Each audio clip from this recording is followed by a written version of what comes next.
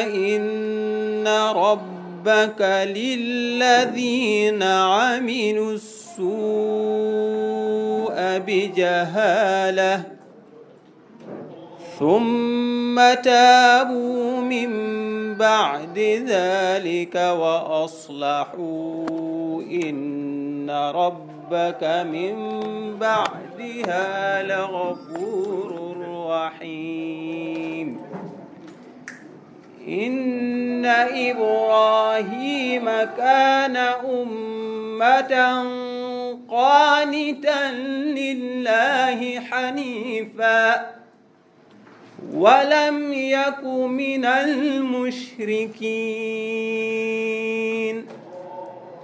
شاكرا لأنعمه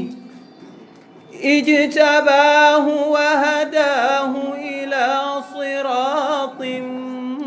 مستقيم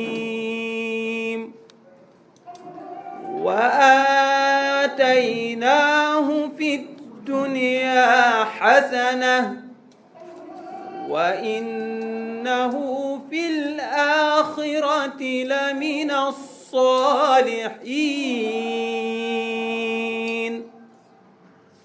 ثم أوحينا إليك أن اتبع ملة إبراهيم حنيفا وما كان من المشركين. إنما جعل السبت على الذين اختلفوا فيه وإن ربك ليحكم بينهم يوم القيامة فيما كانوا فيه يختلفون. ادع إلى سبيل ربك بالحكمة والموعظة الحسنة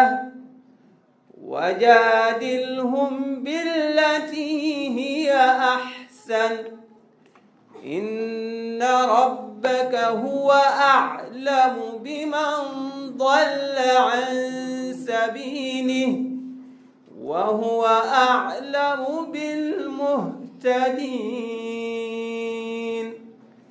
وإن عاقبتم فعاقبوا بمثل ما عوقبتم به ولئن صبرتم لهو خير للصابرين. واصبر وما صبرك إلا بالله ولا تحزن عليهم ولا تك في ضيق مما يمكرون. إن الله مع الذين اتقوا والذين هم محسنون. صدق الله العظيم. sababu garangal men ɗo ko kala hitande nana wona duuɓi 5 joni walla hikka watti duuɓi 5 fedde Goodal ina aadodiri so ñalawma ɗemgal nenewal ari ina suɓo goto e ɓiɓɓe mum gollaniɓe leñol ngol ha labti ittanamo ñalade makko andinamo ko en mbawa fof kam en tinanimo golle makko ɗe en tinanimo tampere makko en mbiyimo massa tugnade e nden ñalanide ettandemo en mbaɗi ɗum e professeur Aboubacry Moussa Lam en mbaɗi ɗum e Dieynaba Boubou Sow mbiɗa sikko mbo ari ɗo mbo ardi e lefol teddungal ngo Goodal filnomo saabu darde makko en mbaɗi ɗum en mbaddi ɗum e Amadou Tidiane Kane en mbaɗi ɗum en mbaddi ɗum e woɗɓe ha hande woni ñalawma 5 ɓiicu deftere gaynanteri kadi ko hen nattata hande nde fedde Goodal jooɗi e bato mum ina miijo so tawi ñalawma 21 ko hanki wonno mawningol ɗemgal nenewal yonti holmo potaten teddinde hikka miijoji ɗi nde miijo woto yalti yimɓe fof mbi ko gonga mbi ko naam nde wiya ala ɓurɗo handude hen hikka ha diwta Mohamadou Jalaalu Diine Ba yimɓe fof mbi ko naam on kikiide ko on aadi garɗen timminde hande aadi arde hollirde Jalaalu Diine Ba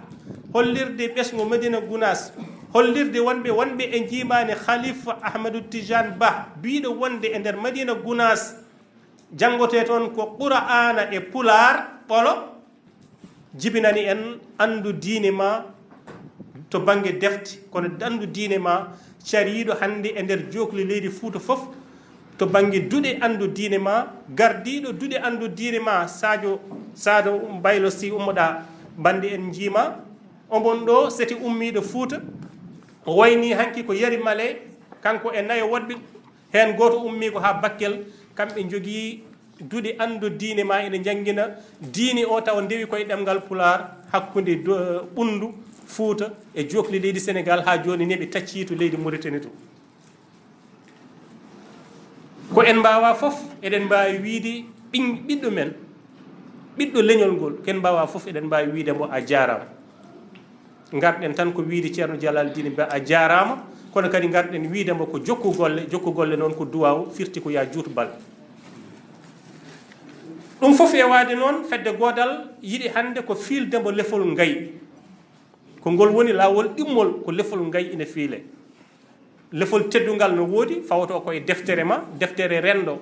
e taaridi Jeena Boubou Sow fiila lefol teddungal kono lefol ngayi ko ngol woni lawol ɗimmol gadanol ngol lefol ngayi kañum fiilata neɗɗo ko tugnade wona e deftere e œuvre ko golli ko fof defte makko fof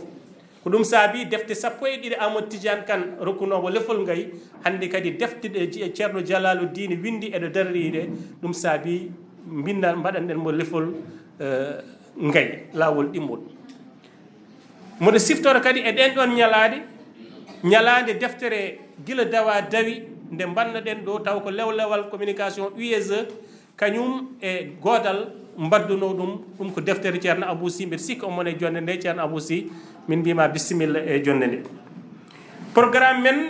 jiɗɗen no mbirunɗen ni fuɗɗade ko 17h15 gasnen 19h20 ko leeli foof programme men so weeli Allah ko hono ni lelorto caggal nde udditirɗen konngol Allah teddugol alquranil karim dokkoten ko hoorejo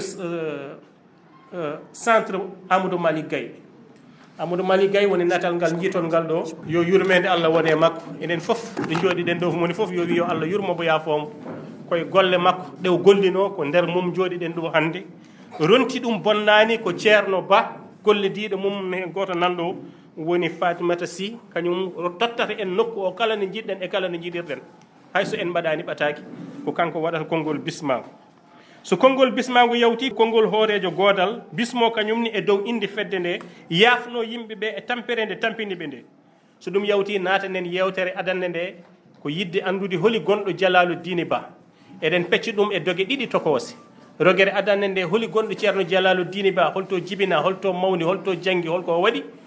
ɗum waɗanta en ɗum ko Abou Ndiaye e tonngol daɓɓol tonngol ɗimmol ngol waɗanta en ɗum ko Alhaji Baro ko ceerno Jalaalu Diine suɓimo yo ar ɗo o lomto ɗum ɗo holko saabi en jiyani ɗo ceerno Jalaalu Diine Ba ɗum ne kadi